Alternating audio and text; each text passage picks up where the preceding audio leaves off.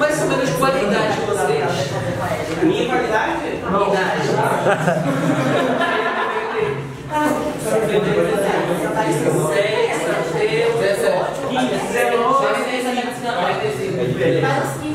24. Aí vocês têm mais de 25. A idade de vocês é mais ou menos qual? De 15 a 22. Ah, 53.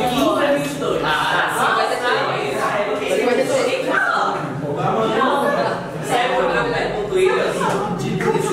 Sabe por que eu pergunto isso, pessoal? Porque vocês que fazem história aqui, né? É uma coisa bem interessante. O nosso século XX e o século XXI tem acelerado muito o desenvolvimento da história. Em pouquíssimos anos, uma década, 2, 3, o mundo tem mudado totalmente. Mas é um fenômeno interessante para todo aquele que vê a questão de história. A história, você não pode ver a mudança histórica em 2 anos ou 3 anos. Normalmente, e essa eu faço uma introdução, que a Mariana com certeza deve ter falado, vou falar no futuro, vocês que estão visto numa das salas, é bem legal. Ah, mas está acontecendo isso, uma mudança política, Lava Jato, não sei o quê. Estou falando assim, dando um exemplo. Só que para mudar a sociedade, se vocês leem os livros e tal, a mudança histórica não acontece em 2 anos. Você tem que se distanciar e ver que as grandes mudanças acontecem ao longo de 50, 100 anos, 500 anos. E se vocês começam a ler, eu falo porque eu estou vendo atualmente muitos programas, reportagens e tal, no meu país, que eu vejo como adulto, hoje eu tenho 33 anos, eu vejo com outros olhos. E o mais legal é ver que, às vezes, pequenas mudanças acontecem em períodos muito pequenos, como é a fortuna que a gente tem hoje na época atual, com a globalização, então a gente fazer grandes mudanças em pouquíssimo tempo. Mas que fora dessa época, no passado, grandes mudanças aconteceram ao longo de muito tempo. Então a história, você não pode vê-la assim, um pedacinho, você tem que se distanciar, como se fosse um quadro, e aí você vai ver o grande quadro. Quando você vê o grande quadro, você começa a entender a história um pouco melhor. Isso foi o que me levou, e nos levou em casa, e a gente conversa muito, meu pai, minha mãe, meus irmãos, a gente fica, e quando chegam os amigos, né, aí a gente conversa muito. Mariana vivenciou um pouco disso e é muito divertido, né? O planteamento é bem básico. Eu sou peruano, meu irmão também, a gente tem muitos anos aqui trabalhando, né, vivendo, e o mais importante é que a gente passou por um choque cultural bem grande, como se a gente tivesse ido para o outro lado do mundo. Então, o que acontece? Na primeira folha, vocês vão ver, é muito simples. Hoje a gente vive num mundo globalizado. A gente tem internet, a gente tem YouTube, a gente pode ver até no Google Earth. Todo mundo já deve ter no Google Earth. Às vezes eu fico andando e vê que a realidade em outros países, em outros lugares muito distantes, é muito similar aqui. As pessoas têm as mesmas necessidades, passam pelas mesmas situações, as mesmas carências, situações boas. É muito parecido. E também cada lugar tem suas particularidades, coisas bem especiais de cada lugar. A pergunta é, se o Brasil, vocês têm um mapa também que acho que a Mariana deu, né? Se o Brasil está tão do lado dos outros países hispanofalantes, por que é que o Brasil está tão isolado do resto de América Latina? E por que nós, os nossos países latino-americanos, Peru, Venezuela, Equador, Chile, por que sentimos também uma falta de aproximação ao Brasil? E essa é a conversa que a gente vai ter hoje. Por que essa barreira? Sendo que a gente tem uma história bem parecida, né? Os índios americanos, que eram na região toda, no continente todo, era uma só. Se os nossos processos colonizatórios, se fala assim, né? Colonizatórios, né? E Espanha, Portugal eram similares, as situações foram similares. Em que momento, como é que a gente começou a se afastar um pouco? Porque não é ruim. Eu acho até que a missão das novas gerações é fazer uma reaproximação disso. Esse é o planteamento do que a gente vai fazer hoje, né? De uma forma bem divertida. Eu sei que vocês devem ter talvez curiosidades. Porque o Peru se chama Peru aqui, um bicho, né? Peru tem um nome, tem uma origem. Isso é uma das coisas que me perguntam. Me perguntam se eu sou chinês. Eu não sou chinês, japonês, nada disso. Acha, mas o cara do cliente sabe desde que eu cheguei aqui. O nome da atividade é Peru. Aí eu vou pensar que é chinês. Meu Deus, beleza. porque comentar, podem perguntar. Só peço uma coisa. Se tem uma pergunta, se eu levanto a mão, tá? Pode participar, fazer um comentário. Só por quê? Porque às vezes eu quero encerrar uma ideia e se me corta no meio, aí fico como aquele bicho do Procurando Nemo, aquela vez, aí eu esqueço tudo. Então não quero, me deixa acabar a ideia, e aí eu falo. Tá? Vamos lá. A primeira coisa é explicar que a gente não é historiador, tá? A minha formação, como eu falei, eu venho da área de letras, sou comunicador social, atualmente eu trabalhei no laboratório, tá? Com 5 anos aqui no Brasil, fazendo logística, tudo isso. E depois saí porque eu queria aprender. Eu tenho hoje um pequeno restaurante, lanchonete lá no centro, depois passo para vocês. O nome. Anota aí também, ó. Bota o mapa. Mas, é o seguinte, né? Eu amo minha carreira, só não continuei aqui pelo fato de que lá eu sou maior, mais velho, né? Depois Fiorella, que já falou o menino lá, que não tá aqui, depois o Francis, depois a última que nasceu aqui. Então, eu fiquei lá, porque quando meu pai veio, eu já tinha entrado na faculdade e eu não queria largar minha carreira lá. Né? Então eu fiquei lá estudando, meus pais vieram, com o Francis, com minha irmã, eles chegaram crianças, eu já tinha 17, 18 anos. E eu fiquei lá mais 6 anos, acabei a carreira, que são 5 anos, fiquei mais 1 ano, fazendo estágio e tal, e depois vim, após 6 anos, cheguei aqui com 24. Só que assim, quando eu cheguei na região dos lagos, não tem nada da minha carreira. E eu tinha que ir para São Paulo ou tinha que ir para o Rio. E eu passei tanto tempo longe deles que eu falei, eu não queria ir embora, já passei muitos anos longe da minha família, eu vou tentar ficar por aqui. Aí foi que eu entrei no petróleo. Bom, isso aí um pouquinho para explicar, né? Que a gente, não é historiador, mas a gente tentou e sempre gostou da nossa cultura e aprendeu. Então parte da nossa experiência é isso. A segunda coisa, que parte dessa experiência, essa investigação pessoal, essas conversas com pessoas já preparadas, não, que conhecem e a gente enriquecendo, uma das coisas é, quando conversam com a gente, a primeira coisa que a gente percebe é a geografia. Tá? Nós acreditamos que a geografia, e isso eu li em muitos livros, a geografia é o que dá a base de qualquer civilização, de qualquer cultura. Quando a gente chega aqui, todo mundo que vem de lá de Peru, Chile, que eu vim visitar, eles falam que o que mais surpreende é o verde. O Brasil é imensamente verde e é plano. Lá em Lima, pelo menos, na maior parte do Peru é um país montanhoso e a faixa da costa, que depois eu explico com mais calma, é desértica. E só tem floresta após os Andes. E é completamente diferente. Então, se vocês veem, o que nos distancia talvez um pouco, e aí entramos ao assunto, é a questão da geografia.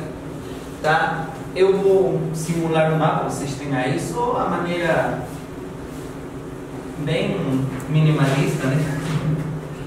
O Brasil ocupa esta parte aqui. O que acontece com o resto de países que estão em Centro-América e América do Sul? Né? Por que essa distância, sendo que estamos no mesmo lugar e estamos tão próximos? Se vocês veem, as pessoas me perguntam, você é chinês, como já aconteceu, as pessoas acham, ou se eu falo que língua, eu falo que eu falo espanhol, mas Peru fica lá no Oriente, eu falo, não, Peru está aqui do lado, a gente tem fronteira com vocês. Sim, me perguntam na Ásia, entendeu? Lembra?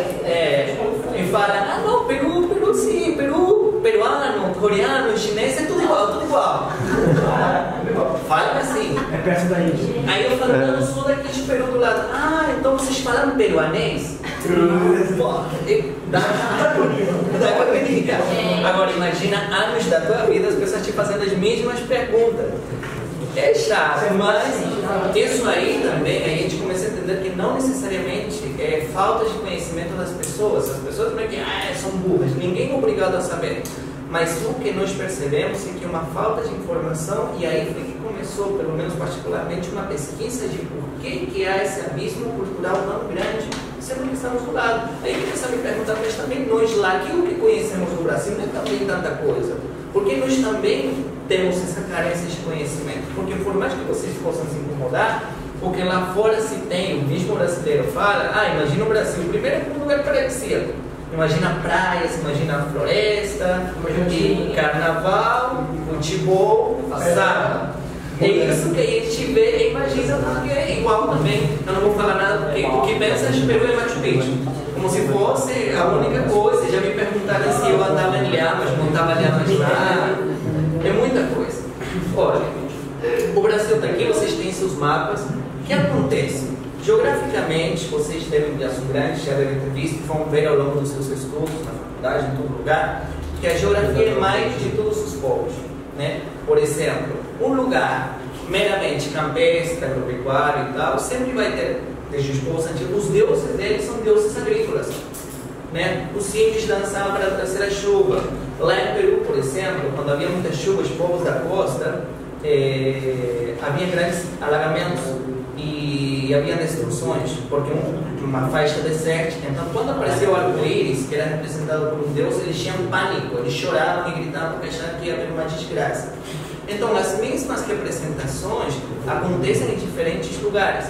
A geografia molda a nossa cultura, a nossa literatura, a nossa geografia, a nossa religião, e é isso que acontece em diferentes lugares. Então, sempre que a geografia amolda ao ser humano e tudo parte dela, como é que a geografia aqui? É bem simples.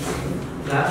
Nós temos o Brasil que é uma grande extensão, vamos dizer assim, generalizando, tá?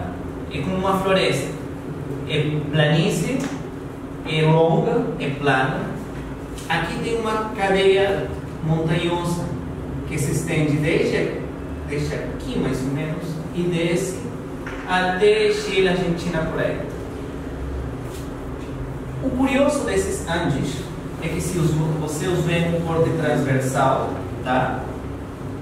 Aqui está o lado nosso e aqui está o lado do Brasil.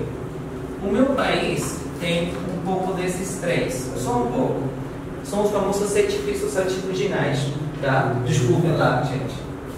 Aqui é uma faixa desértica bem estreita que conforma vários países, inclusive toda a costa peruana, Lima está aqui, desce até Chile com uma pequena faixa. Depois começam as montanhas, vão subindo até os Andes, que estão lá em cima, por cima dos 6.000 metros, quase 7.000 metros acima do nível do mar. E para o outro lado dos Andes tem duas regiões que chamam Selva Alta e aqui embaixo chamado Selva Baixa. Nas línguas dos índios de lá, pelo menos do lado de lá do Peru, chamada de um Omagua nas línguas deles, né? E esse aqui, Selva Alta, um Rio-Pacuba. E aqui se formou uma planície gigantesca que é o Brasil todo, né? Nós temos essa divisão que é o que amolda a nossa geografia aqui em América do Sul. Estes Andes são a grande barreira, muito bonitas, mas elas têm representado até a conformação das civilizações, né? Elas se baseiam nisso. Tanto assim, e aqui eu te explico, que é tão difícil atravessar que tudo que temos para lá, e as civilizações e tudo que aconteceu, os processos de conquista, só se desenvolveram nessa faixa. Era difícil atravessar, vocês já sabem que esses lugares aqui mais internos são bem difíceis para acessar, então sempre ficou aqui. Inclusive o Brasil, inicialmente, antes de começar a ter essa parte, pelo que eu entendo, se eu estou errado, pode me corrigir. Muito se focou no Sudeste e as cidades costeiras. O interior ainda continua sendo pouco desenvolvido a comparação dos extremos. E essa é a nossa barreira. Curiosamente, tá? Os Andes produzem duas coisas. Quando se derrete a neve, caem os rios, tanto para um lado quanto para o outro. Aqui, todos os sedimentos dos Andes formaram infinita quantidade de rios, e sendo uma planície que se formou a floresta toda até a Mata Atlântica. É incrível. Aqui tem praias com um monte de mato, são praias fresquinhas. Você bota os pés na areia e é tudo fresco. Lá na minha cidade, a gente quase não vai para a praia, mesmo morando no litoral, porque a água é fria, bem fria, e a areia é muito quente. Você se queima os pés, não tem nenhuma plantinha. Tá? Então é mais difícil ir. Tá? E você não tem assim um mato pertinho da praia, são extensões de areia e para chegar você tem que ir de carro e assim, ninguém gosta muito de praia lá, né? Pelo menos aqui. Já no norte, por outras condições geográficas, é mais tropical, é muito mais bonito, é muito mais legal. Aí tem aquelas coisas de surf, né? Concursos mundiais e tal, toda aquela coisa. Então um pouquinho para explicar porque Peru está aqui nessa parte. Está bem bagunçado. Então, sobre esse ponto, era só para colocar vocês têm um mapa, dá para ver o Peru daqui, olha a nossa altura, Lima daqui, está na mesma altura do Salvador. Salvador, pela altura próxima do Equador, nós teríamos que ter pelo menos a costa, um lugar bem quente, umas praias bem tropicais, muito legal, mas não é assim, é um deserto frio. Depois eu explico isso com mais detalhe, porque vocês são já, aí tem a ver com o fenômeno do Ninho, essas coisas, que é muito legal saber, né? Mas é isso que acontece. E é nesse pedacinho de faixas e lugares desérticos, né? Onde não cresceu o mato para esses lados lá, é tudo comum. Às vezes quando você vê os lugares lá, as altas montanhas, às vezes me lembra um pouco o Iraque. Em alguns momentos eu morava lá, né? Em Peru, e eu via hoje tudo isso, essas montanhas, um pouco de deserto, é similar. Mas só deste lado. Aqui começa a serra, chove muito, e nós temos parte da selva também, que é Amazonas, Iquitos, aí. E aí vem o limite do Brasil.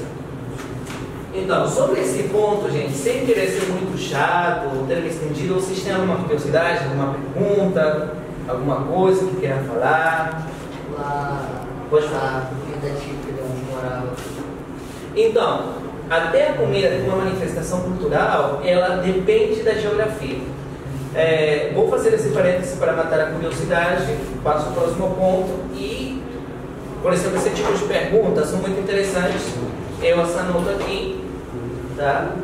Que depois eu posso até retornar se o tempo permite também, que eu não posso me estender demais. Oi. Como que é a política do Peru? Tá.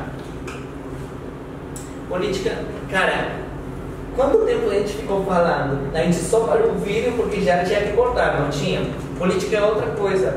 Eu, como cidadão, vamos dizer, eu entendi quando me falavam a diferença. Só para te falar isso, é uma democracia igual que aqui, não é um reino, não é um comunismo, não é nada disso.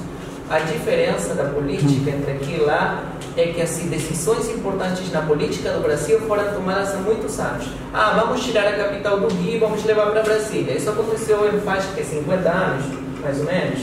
Lá em Peru ainda estão discutindo tirar de Lima para levar para o centro e já mataram essa ideia. Ninguém quer porque os políticos velhos que só vivem roubando o povo, igual que em todo lugar do mundo, querem ficar lá enquistados em Lima sem sair daí. Mas te conto, a primeira capital de Peru foi no centro do país, na Serra, como aqui é no Brasília. Só que quando os espanhóis colonizadores, eles viram que estavam se levantando as rebeliões de índios, né, para os anos 1700, não, no mesmo 1600 por aí, eles já começaram a ver. Mas um pouco antes, eles tiraram a capital e botaram aqui, em Lima, no porto do Callao, que foi um dos portos mais importantes da América Latina menos de 100 anos atrás. Tá? Por quê? Porque se eles precisavam fugir, eles já tinham um porto aí e saíam correndo. Mas sobre a política, mais a fundo eu posso te responder, já anotei aqui. Tá? Sim. A diferença de religião daqui e de lá. Ponto bom. A religião se conforma também pela nossa geografia. Tá? Tem história de geografia. Você é professora de geografia também? De história aqui de história. Tá, mas você também faz geografia, né? Isso é muito legal. A religião, tá? Acredito que tudo se basa no sincretismo. Quem não conhece o sincretismo é a conjunção de diferentes credos, religiões, cultos para fazer um só, e isso aconteceu muito ao longo da história. Nós lá basicamente temos, hoje o mundo é globalizado, né? Temos basicamente se conforma por índios, por brancos, que foram os espanhóis, e um pouco de negros, que foram os escravos que ficaram lá. Mas como interessante, aqui, se vamos falar assim em geral, nós temos as religiões que vêm do judeu-cristão, né? Falo assim por quê? Porque daí vem os católicos, os cristãos, os protestantes, todos aqueles na figura cristã, tá? Temos também as religiões afro e temos as religiões indígenas. Basicamente essas três, né? Claro que tem um pouquinho de muçulmano aqui, tem um pouquinho de chinês sintoísta por aí, mas eu estou falando dos grandes troncos religiosos do Brasil. Lá em Peru é similar, porém, os espanhóis e portugueses tinham a mesma forma de colonizar. Eles chegavam, expulsavam quem estava aí, e eles traziam escravos para fazer a mão de obra. Só que o que acontece? Lá, quando eles vieram, toda a nossa riqueza cultural estava na serra, onde estavam os incas, os outros povos, tudo isso, e lá encontravam as grandes minas, Cerro de Paz, o ouro, prata, tudo isso eles foram encontrando lá. E eles trouxeram os negros e expulsaram inicialmente os índios. Só que os negros, acostumados ao calor e às planícies da África, não se adaptaram ao clima e começavam a morrer. E quando eles viram que não podiam escravizar os negros, os largaram, não trouxeram mais, tá? E começaram a escravizar os próprios índios. E qual é a diferença entre os índios daqui e os índios de lá? É que os índios daqui, eles formavam comunidades, civilizações, eram, né, povos organizados e tal. Porém, para o outro lado do continente, não eram povos e sociedades organizadas, eram civilizações e impérios completos. A quantidade populacional era muito mais densa, a civilização era muito mais forte, do qual aquela pontinha do iceberg que conhecem o resto do país são os incas. E dos incas conhecem só o Machu Picchu. É como se vocês olhassem a pontinha de um iceberg gigante. E essa cultura não é somente de mim, peruano, venezuelano, não. O Brasil faz parte desse conjunto, tudo isso é interessante, né? O que acontece? Eles não podiam erradicar completamente os índios, porque eram muitos. E era uma civilização. Quando eles chegaram inicialmente, havia duas realezas: o vice-rei, os não sei como se chama aqui, comendador, talvez os encomendeiros, que eles recebiam do rei de Espanha o domínio de um monte de terras para eles governarem até depois, anos depois, chegar o vice-rei. O vice-rei mesmo. O vice-rei. Isso. Eu acho que o nome, não sei, era Delantados o nome? Tinha um nome. É porque antes de chegar o primeiro vice-rei, era tinha um outro nome, me parece. Isso, eles recebiam porções de terra gigantes para eles governar em nome do rei, mas não era o vice-rei. O vice-rei chegou para dar um basta nesse povo todo. Lá, pelo menos. Sim, sim. E aí o que acontece? Os índios lá eram filhos de incas, filhos de isso, de curacas e tal, e eles eram outra realeza. Tanto assim que quando chegaram alguns nobres de lá da Espanha, casaram com nobres incas e tiveram descendentes muito ricos e tal. Não eram vistos inicialmente com esse desprezo à alta elite incaica, né? E dos curacas e tal. Mas o povo, né? O povo que tinha, esse povo sim começou a ser escravizado por falta de mão de obra. E aí o que aconteceu? E curiosamente, vocês veem que vocês já devem ter ouvido da salsa, merengue, esses ritmos, né? Para dança centro-americanos. Que depois tem até raízes de hoje, música afro, o reggaeton e tudo isso. Posso perguntar? Como é que é a educação? Só um minuto. Bom que ela tem. Posso finalizar esse pontinho, pessoal? Sabe por que isso acontecia? Porque aqui está Panamá, correto? Não havia o canal de Panamá. E como não havia, tá? Eles chegavam na Centro-América e eles tinham os domínios espanhóis deste lado daqui. E começava desse lado daqui, eles tinham que dar a volta toda, Cabo de Horta, não me lembro. Bom, aqui por Chile era um mar muito perigoso, tá? Muitas embarcações caíam e subiam até chegar aqui. Por isso que Panamá e todos esses lugares, Cuba, Costa Rica, Guatemala, todos esses lugares foram o ponte, onde seria inicialmente. Aí eles traziam esses barcos carregados de escravos. Mas como eles começaram a ver que já não valia a pena fazer esse percurso, porque muitos deles morriam no caminho, e que se chegavam aqui e não iam trabalhar porque iam morrer pelo frio, começaram a largar esses carregamentos de escravos por aqui. E por isso é que atualmente essa parte de Venezuela, Cuba, todos esses lugares atualmente, eles se parecem muito com o Brasil. Porque a população é mistura de brancos, um pouco de índios e negros. Então, se você me fala da religião, aqui predominantemente se fala espanhol, porém eles têm essas religiões afro, não sei se da mesma forma, eles não falam português, mas umbanda, candomblé, os deuses, os orixás, existem, é uma cultura muito rica aqui.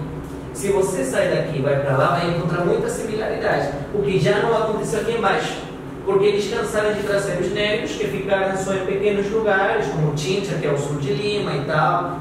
parte da nossa cultura, da nossa comida, tudo. Eles se enraizaram, houve muitos, mas não prosperou essa indústria escravista deles, né? Aí se dedicaram a colonizar os índios mesmo, e aí vieram a matança dos índios, né, e tudo isso. Por isso que nossa religião, respondendo, tem um pouquinho de culto-safra, pouquinho, não é como aqui. O que predomina o sincretismo entre as religiões indígenas de lá com as religiões católicas, que basicamente eram os espanhóis católicos, assim como portugueses. É isso que predomina até hoje. E uma experiência que eu conto, né, que não sei se contei quando estávamos conversando, é muito curioso ver esse sincretismo, que lá não tem esse preconceito das pessoas. Por exemplo, a minha avó, meus avós, o Francis se lembra disso, né, de parte de pai, de parte de mãe, eles moram aqui, eles tinham, né, os altares católicos, um monte de velas, sempre iam os domingos para mim, são pessoas muito bonzinhas, muito devotas, e eles oravam, e tinham Deus, estavam aí. E quando a gente passava susto, quando era criança, 5 ou 6 anos, aqui também acho que tem, eles tinham a minha avó, que também ela se lembrava que a mãe dela, minha bisavó, falava quechua, uma língua ainda viva lá em Peru, que é dos índios. Ela vinha e passava ovo, rezando. E isso é próprio das culturas não católicas, né? Inclusive os xamanes indígenas fazem isso. Mas é curioso que ela passava o ovo fazendo o sinal da cruz com o terço na mão e rezando algumas coisas autóctonas e outras coisas católicas. Para mim, esse é um dos mais claros exemplos do sincretismo das religiões. Só que lá as pessoas não se incomodam muito com isso. Para nós, isso é muito mais natural. Entende? É muito mais natural. A Virgem de Guadalupe lá no México é outro caso de sincretismo, porque ela é uma Virgem índia. A imagem dela é uma Virgem índia, que foi dada pelo índio Juan Diego, acho que foi, né? que supostamente apareceu ela para ele, e tem toda uma mitologia aí muito bonita, mas é uma Virgem do povo. E um caso mais de sincretismo. Então, a nossa América Latina, né, ela tem muito de sincretismo. Só para te responder, acho que terminei me estendendo, mas podem perguntar mais se quiserem sobre o mesmo assunto. Só fazer um adendo, ano passado, quando a gente estudou essa discussão, a gente falou muito sobre essa coisa da magia e da religião. E isso que ele está falando entra dentro desse universo, tá? Dessa discussão, que eu falei várias vezes com vocês, sobre esse contexto da magia, da religião, essa coisa de sincretismo que é diferente em cada local, principalmente aqui no Brasil, né? Tá, gente? Só para... Você me perguntou sobre a política, perdão? Educação. Olha, aí que vem uma coisa bem legal. A educação, e aí eu levo ao que minha mãe sempre falou. Minha mãe é uma pessoa muito... Ela tem uma cabeça bem centrada, assim, bem tranquila, ela consegue ver diferentes aspectos de uma mesma coisa. E ela sempre falou para nós uma coisa que agora eu já entendo, que se misturassem o bom que tem no meu país com o bom que tem aqui no Brasil, os pontos positivos, porque em todo lugar tem pontos negativos, né? Seria uma mega educação, seria muito boa.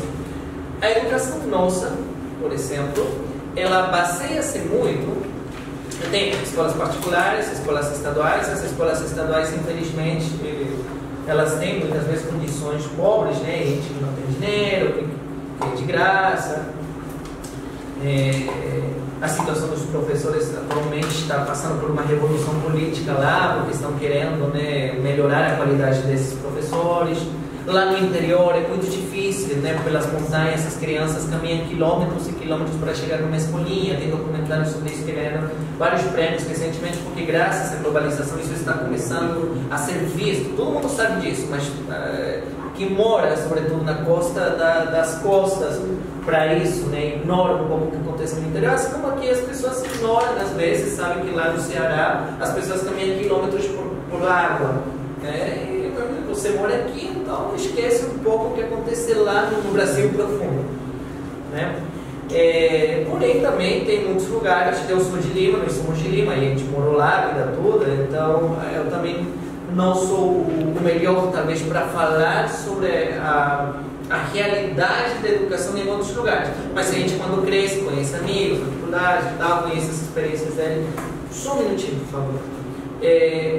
Agora, essa é a situação da educação a nível de infraestrutura, tá? A nível de conteúdo, a nossa educação tem, sim, mas falando, tem história, geografia. Eu me lembro que quando era criança se falava, havia matérias de religião em qualquer escola, tiraram isso também para deixar um pouco mais neutral, né? Nós aprofundamos muito, isso é uma coisa que sim. As nossas aulas de história e literatura, elas carregam muito do nosso legado histórico. Estudamos desde a civilização mais antiga que atualmente foi descoberta. Eu já não cheguei a estudar isso porque foi descoberta nos 15 anos atrás, a cidade de Carau, a cidade mais antiga de Latinoamérica, que foi há 5.000 anos atrás. Tá? Então nossa história latino-americana começa lá atrás. Tem Carau, tem Chavindehuantar, Paracas, Mochica, Timú, tá? Até chegar os Incas. Eles foram, e em alguns dos desenhos mostra, eles se desenvolveram em diferentes lugares, às vezes menores, às vezes maiores, ocupando mais de um país. Os Incas, claro, foram os maiores, né? Enquanto a extensão ocupou vários países da América do Sul. Mas qual o nome da cidade? Desculpa. Qual o nome da cidade? Os que eu mencionei, eles são nomes de culturas. Não, Carau. Carau é o nome da cidade e o nome que se deu a essa cultura. Né? Então, a gente às vezes pensa que na antiguidade só existiam os mesopotâmicos, só os egípcios, mas aqui do lado temos cidades que foram tão antigas como essas, que tinham uma estrutura, que tinham uma geografia, que tinham uma arquitetura, tinham uma religião bem fundamentada e tinham sistemas de comércio para o norte, levavam produtos, eles comerciavam com uma concha chamada espôndilos, que no mundo antigo era usada como moeda, porque era muito difícil encontrar, e se encontrava lá pelos lados do Equador, de Venezuela, lá para dentro nas ilhas. Era muito comum, até os Incas comercializavam com isso, e eles pegavam essas conchas e usavam. Mas se sabe pelos vestígios de Carau, que foi hoje para nós lá em Peru, é a cultura mais antiga que existiu, que já usavam essa concha, espôndilos bem vermelhonas e bonitas, como moeda de troca. Então, nossa cultura um pouco se fundamenta isso. Matemática, ciências exatas, é igual que em todo lugar. Agora, não sei se isso responde a tua pergunta ou de que maneira você queria saber. O que mais queria saber era como as escolas. Aí você respondeu. Acho que o modelo, você quer saber como funciona o modelo de aula, talvez, eu acho mais nesse. Eu acho que é bem equivalente. Em total, hoje se tem o que chamam de jardim, ou também os mais chiques que eles chamam de kindergarten, e aquelas besteiras aí, mas é sempre aquela preparação inicial antes da primária. Bem a primária, e a primária tem 6 anos. São 6 anos de primária, no primeiro ao 6º ano, né? E depois vem a educação secundária, que aqui seria ensino médio, né? Tipo ensino médio.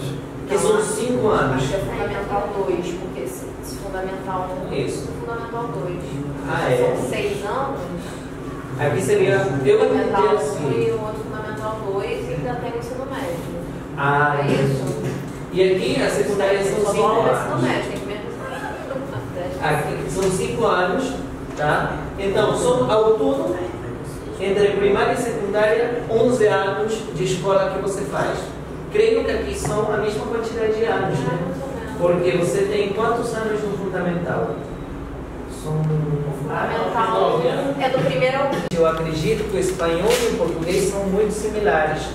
Tá? Por quê? Porque quando você pega um texto em espanhol e pega um texto em português, você vai entender os dois tranquilamente. Se você pega um em italiano, um em francês, um em inglês, eu vou falar, francês e italiano são línguas latinas também. Eles são um pouco mais difíceis de entender, mas o português e o espanhol são praticamente idênticos. Se tem mudanças de algumas palavras, são regionalismos. Por exemplo, eu sempre uso esse caso do rebolar que eu te contei, né? Rebolar aqui é o que a Anitta faz, né? Se mexer, eu me remexo muito. Mas um amigo lá no petróleo me contou que chegou um cara do Nordeste, não sei exatamente que lugar, e eles estavam limpando as máquinas, era mecânico, né, de produção lá, e o cara falou, ele pediu, por exemplo, eu peço para vocês, né, joga esse negócio para mim, um trapo era para limpar a graxa. E ele falou, você falaria o que aqui, né? Joga esse negócio, me dá esse negócio aí. Só que o cara falou, rebola pra mim. Não vai canalizar nada. E ele ficou envergonhado. Porque rebolar é jogar uma coisa oposta. Se vocês buscam na etimologia, é uma coisa que eu gosto de fazer muito, a etimologia da palavra, né? A origem da frase, vocês vão encontrar em literatura, vocês já devem ter estudado talvez, coisas que é muito engraçadas, que em todo lugar tem, em Peru tem um monte, quando fala, acho que é cuspido escarrado, já ouviram essa frase? E vocês sabem a frase original, correta? Não. Que é essa aqui. Perdão, essa letra. Esculpido em Carrara. Porque Carrara é um tipo de mármore branco de altíssima qualidade, onde os retratos, os bustos, ficavam igualzinhos à pessoa. Então, quando falam, ele é esculpido em Carrara, quer dizer que aquela imagem ficou igualzinha ao modelo original. Agora, se você falar isso de outra pessoa, do teu filho, é porque teu filho é a viva imagem de você. Só que as pessoas na fala coloquial do dia a dia modificaram esculpido em Carrara a cuspido escarrado. Não tem nada a ver. Exatamente, é gracioso, engraçado. Mas isso aqui, se vocês buscarem na internet, vão encontrar um monte. Você fica rindo como um louco à toa. Eu achei aqui no português muito e em espanhol tem também muito. E essas coisas acontecem. Então, volto ao assunto. O português e o espanhol são muito similares, tá? Tem algumas dicas que eu lembro que eu aprendi o português aqui, na marra, né? Todos tivemos que aprender, ninguém foi para a escola nenhuma. Só que o detalhe que eu aprendi é que o que muda a sonoridade de uma língua para outra são apenas algumas poucas letras, só. E claro, as palavras, regionalismo e os sotaques. Mas, por exemplo, não me lembro. A S, T, D, né? A B e a V. Aqui, pelo menos os cariocas, os fluminenses, a T falam, por exemplo, TE, TI, tudo é tim, correto? Certo? Em espanhol, o som é limpo. Ti. Não existe ti, a consoante que é a mesma que se escreve. Então, havia um lugar chamado Castilha, tá? De onde esse dialeto se estendeu e ficou no que depois seria o país Espanha. É claro que lá em Espanha ainda sobrevivem alguns dialetos próprios, como aqui temos na selva, né? Temos o Guarani, tem isso, tem aquilo, não sei o quê, em Peru também tem os vascos, tem os de Galícia, né? E tem diferentes por aí que ainda subsistem e estão perfeitamente. Mas o país em geral fala o que foi a língua de Castilha, o castelhano, e agora é conhecido como espanhol. Quando me perguntam, eu sempre respondo, olha, eu acredito o seguinte, castelhano é o nome que se dava à língua pela sua origem, porém atualmente é a língua da Espanha toda e a língua que foi trazida para as Américas, que é o espanhol.